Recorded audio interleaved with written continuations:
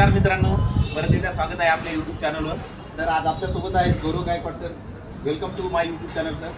तर सरांची ओळख करून देताना मी असं सांगेल की सर सध्या न्यू इंडिया ॲश्युरन्समध्ये ॲज अ ॲडमिनिस्ट्रेटिव्ह ऑफिसर जवळपास 1.5-2 वर्ष झालं कार्यरत आहेत. तर सरांनी खूप साऱ्या वेगवेगळ्या एक्झाम काढलेल्या आहेत. तर त्यामध्ये प्रिलिम्स RBI असिस्टंटच्या सरांचे एक विशेष बाबत म्हणजे 100पैकी 100 सरांना गुण होते.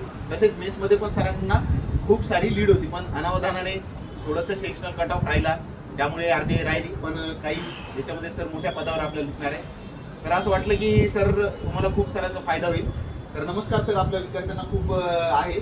तर तुम्ही म्हणजे काय सांगाल विद्यार्थ्यांसाठी? आता प्रिलिम्स आहे, तुम्हाला कसे 100 आउट ऑफ 100 मार्क्स मिळाले आणि विद्यार्थ्यांना प्रिलिम्स क्रॅक करणं खूप अवघड जातं RBIचं, तर काय सांगाल विद्यार्थ्यांसाठी? सर नमस्कार सर्वांना. मी गौरव गायकवाड. ॲक्च्युली माझं 2024चं सिलेक्शन आहे NIC लेवमधून.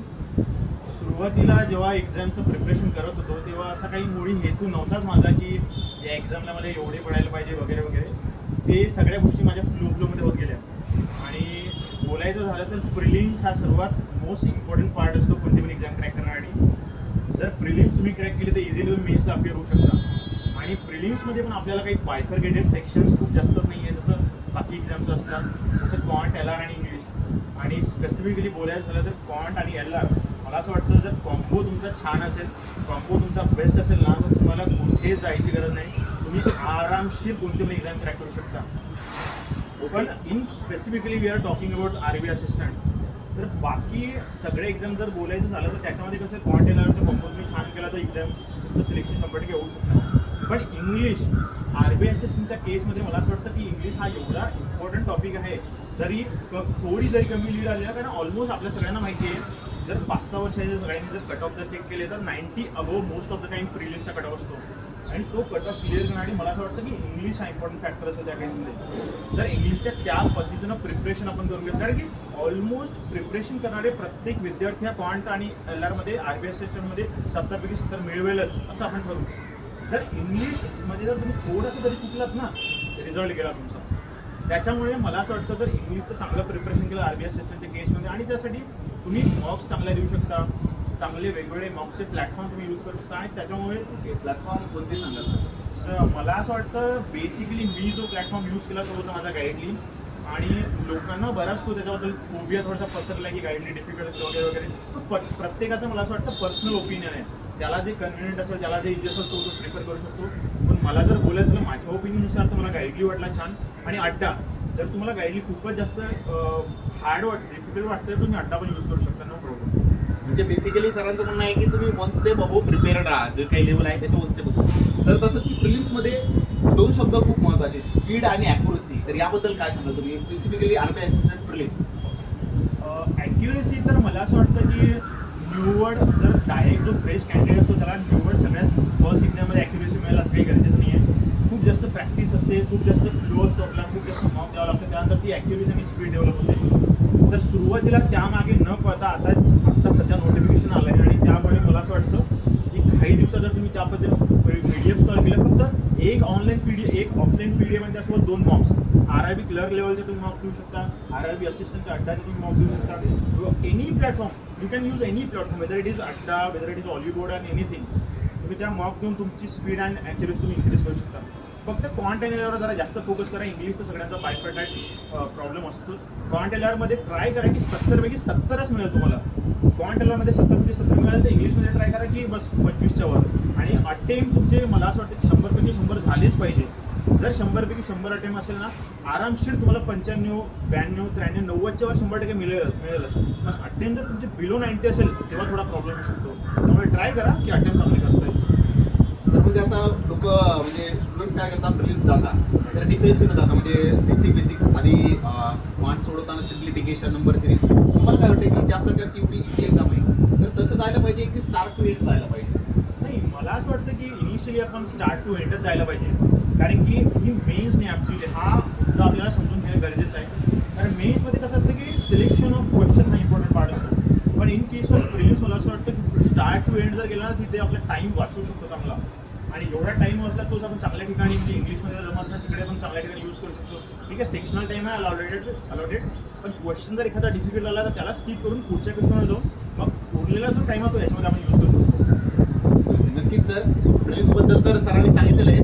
तसं तुम्ही प्रिलिम्स झाल्यानंतर मेन्स पण खूप महत्त्वाचे आहे, कारण अल्टिमेट सिलेक्शन त्यावरच आहे सर. सरांना पण खूप सारी म्हणजे मेन्स पण खूप सारे होतं, लीड पण खूप मोठी होती, पण अनावधानाने जीकेचा थोडा पॉईंट कट ऑफ राहिला, त्यामुळे फायनल सिलेक्शन राहिलं.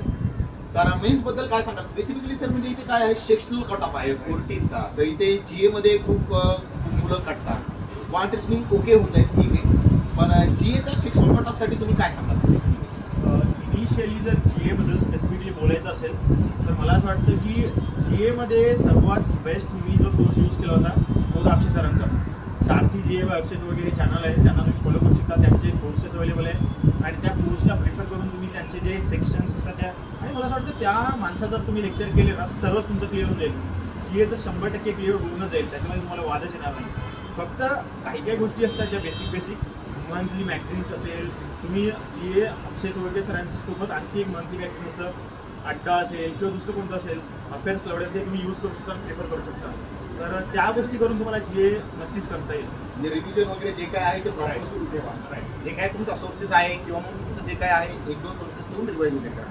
इथे कम्प्युटरचं पण खूप सारं महत्त्व आहे सर, कारण कम्प्युटरला खूप सारे लोक आउट ऑफ जवळपास 40 आउट ऑफ म्हणजे आउट ऑफ मार्क येतात किंवा खूप सारे मार्क येतात. कम्प्युटरबद्दल काय सांगणार? म्हणजे आणि कम्प्युटरचं मला असं वाटतं की प्रत्येक एक्झाम, कारण वर्ष आपण एक्झाम देतच आहोत. कम्प्युटरचे 7-8 लेक्चर जे लेक्चरची सिरीज आहे, ती एक लेक्चरची सिरीज केली ना तुम्हाला सर्व तुमचं क्लिअर होऊन जाणार. ही लेक्चरची सिरीज केल्यानंतर तुम्हाला दुसरं काहीच एक्स्ट्रा करायचं काम नाही. आणि कम्प्युटर खूप इझी असतं ॲक्च्युली. बऱ्याच काही प्लॅटफॉर्म्स आहेत, काही फीचर्स आहेत ना, आता यूट्यूबवर अरोरा सर म्हणून आहे, त्याचे यूट्यूबवर अवेलेबल आहे, ते तुम्ही प्रिफर करू शकता. एक्स्ट्रा काही नाही त्याच्यामध्ये की, आणि स्पेसिफिक असं नाही की याच शिक्षकांकडून करायला पाहिजे, तुम्ही कोणता पण प्लॅटफॉर्म यूज करू शकता. तर कम्प्युटर ऑल ओव्हर इंडिया मला असं वाटतं सेमच आहे. ओके, अजून काही सर असं म्हणजे जे काय स्पेसिफिकली RBI असिस्टंट क्रॅक करण्यासाठी काय असं वेगळी त्याची म्हणजे अदर दॅन बँकिंग टर्म्स या गोष्टीला असं वेगळं करा तुम्ही, म्हणजे असं काही सांगाल का तुम्ही? मला असं वाटतं कसं आहे, कोणती एक्झाम जरी क्रॅक करायची झाली ना तर सातत्य, पेशन्स जर तुम्ही जपून ठेवला आहे तुमचा यूजफुल ठरतो. पण at the time of examination तुमचा व्ह्यू काय असतो तो क्वेश्चन सॉल्व्ह करताना, त्यावेळेला तुमचा माइंडसेट काय असतो तो क्वेश्चन सॉल्व्ह करताना, तो सेक्शन सॉल्व्ह करताना तुम्ही घाबरता का काय, तुम्ही ग्राउंड लेवलवर तुमचा हात थरथर करतो का, ह्या गोष्टी खूप जास्त मॅटर करतात. त्याच्यामुळे ट्राय करा की त्या एक्झामला न घाबरता आणि पोलाइटली, पेशंटली या सगळ्या each and every question solve करा, जेणेकरून तुम्हाला याचा अल्टिमेटली फायदा होईल. म्हणजे अभ्यासापेक्षा माइंडसेट या गोष्टी राईट. एक शेवटचा पॉईंट सर, एक गोष्ट तिकडे तुमचा, एक वर्किंग स्टुडंटसाठी काय सांगाल? म्हणजे वर्किंग स्टुडंट्सला एवढा टाईम मिळत नाही वगैरे, तर त्यांनी कसं करायला पाहिजे विकेंड्सला वगैरे काय? कारण आता ऑलरेडी बँक PO वगैरे हे ते खूप सारे ट्राय करणार आहे, तर त्यांच्यासाठी काय सांगाल वर्किंग? मला असं वाटतं क्वांट आणि LRचं सगळ्याच्या स्टेप्स तर सेमच असतात. क्वांट आणि LRचा खूप सारा त्यांचा अभ्यास झाला असतो, त्याच्यावर थोडी रिव्हिजन जरी दिली तरी होऊन जाते. राहिली गोष्ट इंग्लिशसाठी, तर इंग्लिशसाठी तुम्ही एखादा प्लॅटफॉर्म यूज करू शकता, जसं इंग्लिश ड्राईव्हच्या टेस्ट आहे त्या तुम्ही प्रिफर करू शकता. आणि संध्याकाळी 1 तास जरी तुम्ही दिला किंवा सकाळी जरी 1 तास दिला तर मला असं वाटतं वेल मोर दॅन गुड आहे. ओके, तर नक्कीच काही वाटलं तर तुम्ही आमच्याशी संपर्क साधू शकता. And get your dream job this year. Let's see you in RBI. All the best. Thank you so much.